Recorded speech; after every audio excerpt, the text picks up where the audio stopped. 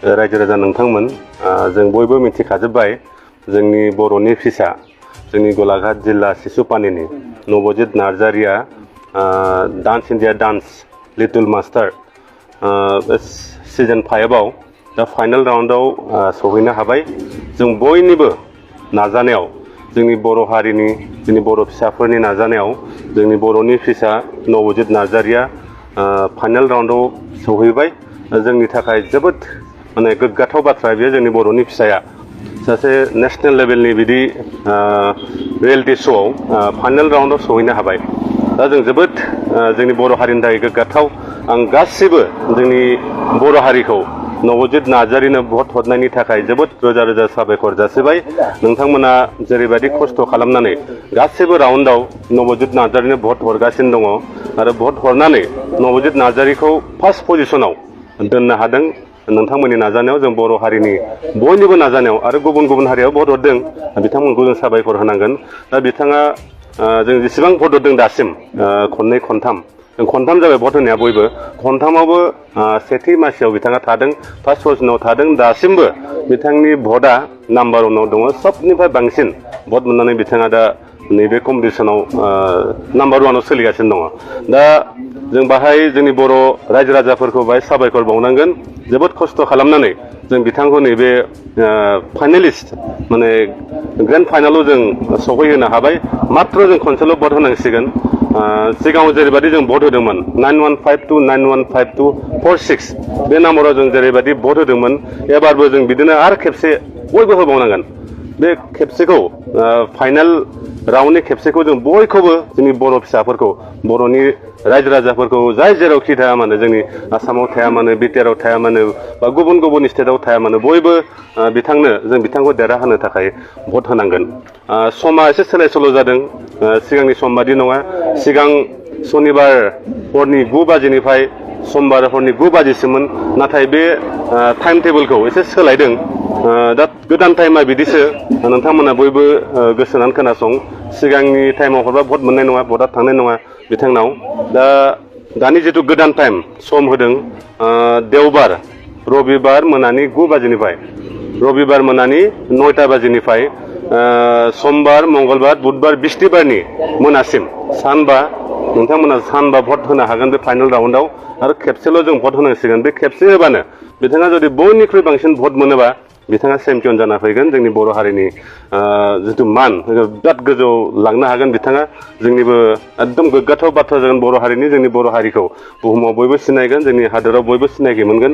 बिनि थाखायनो आं आरो खेबसेबाव जोंनि बर' रायजो राजाफोरखौ जोंनि आसामाव थानाय बर' रायजो राजाफोर बिटिआरआव थानाय बर' रायजो राजाफोर आरो गुबुन हारियाव खामानि मावनो थानाय बर' रायजो राजाफोर बा साख्रि मावनाय रायजो राजाफोर आं गासिबो रायजो राजाफोरखौ खनसे लास्ट खेबनि थाखाय जोंनि नबजित नार्जारिखौ चेम्पियन खालामना लाबोनो थाखाय 9152915246 बे नाम्बाराव एसेल' खस्थ' खालामनानै लास्ट बारनि थाखाय फाइनालाव देरहाहोनायनि सार्थआव नबजित नार्जारिखौ खनसे नोंथांमोननि न'खराव थानाय मबाइलजों नोंथांनि मबाइलजों गासिबो एसेबां मबाइल दं न'खराव मोनसे नैबे नाम्बाराव 9152915246 बे नाम्बाराव भट होनो थाखाय जों गुरैयै खावलायहरनाय जाबाय। दा नोंथांमोना एसे खस्थ' खालामनांगोन आरो गामिफोराव थानाय खाथि खालायाव थानाय गुबुन हारिनि गावनि सिनाखिनि नाम्बारफोरजोंबो नोंथांमोना भट हरनो हागोन आरो बेखौ जों खालामनांगोन। गावनि गामियाव जेसेबां मबाइल नाम्बार दङ गासैजोंबो खनसे जों हरनो हायो। खनसेनि बारा हरनो नाङा। नाथाय खनसेल' जों हरनांगोन। खनसेल' भट जायो। बेनिफ्राय मोनसे एप दङ G5 एपआवबो नोंथांमोना थांनानै बिथांनो भट होनो हागोन। दा बेखौनो जों खावलायबाय जोंनि गलाघाट जिल्ला दुलाराय बर' फरायसा आफादनिफ्राय जों बेखौल' खावलायदों नबजितखौ देरहाहोनायनि सार्थआव जोंनि इसेबां बर' रायजो राजाफोर दङ बयबो खौसेयावनो सिगाङाव जेरैबायदि बिथांनो जों भट होनानै नैबे टप पजिशनाव जों लाबोनो हादों। मात्र आगानसेल'सै आगानसे एसे भट मोनबानो थांनाय फैगौ 26 तारिखआव बिथांनि रिजाल्ट ओंखारगोन। बिथाङा रिजाल्टखौ मोनगोन सोर फार्स्ट सेकेन्ड सोर चेम्पियन जायो। दा बिनि थाखायनो दा जिहेतु नाम्बार 1आव दङ फार्स्ट पजिशनाव दङ बिथाङा बांसिन भट मोननानै दङ जोंनि बयनिबो नाजानायाव बयनिबो खस्थ'जों बयनिबो मदद हेफाजाबजों।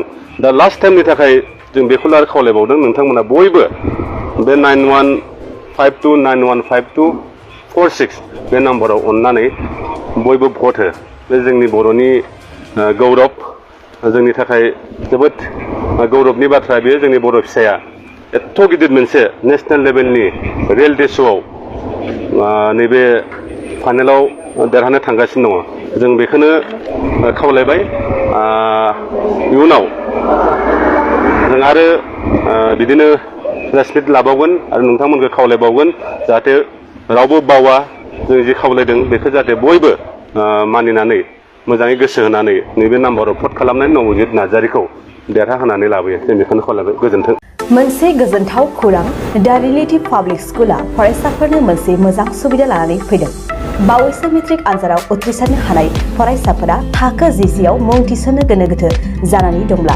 नोंथांमोननिसिम मोनसे गोजोनथाव खौरां दा रिलेटिभ पाब्लिक स्कुला नोंथांमोननो मोजां सुबिदा लानानै फैदों मुंबो थिसननो हागोन आरो स्कलारशिपबो मोनफुंनो हागोन नाथाय बेनि थाखाय नोंथांमोना मोनसे आनजाद होग्रोनो नांगोन आरो बे आनजादखौ फैगौ 19 जुन रबिबार खालि खुंफुंनाय जागोन बेसेन होआलासेनो फरायसाफोरा आनजादखौ होनो हागोन आनजादा फुंनि 11:50निफ्राय सानजौफुनि 1 रिंगासिम खुंफुंजागोन आनजादखौ फरायसालिनि केम्पासावनो खुंफुंनाय जागोन दा रिलेटिभ पाब्लिक स्कुला फरायसालिया क'क्राझार सहरनि सोनाब फारसे थानाय सान्दामारियाव दं गोबांथार मिन्थिनो थाखाय नोंथांमोनहा 9435293000 नङाब्ला 9678129337 जानबुं अनजिमायाव खौरां लाहरनो हागोन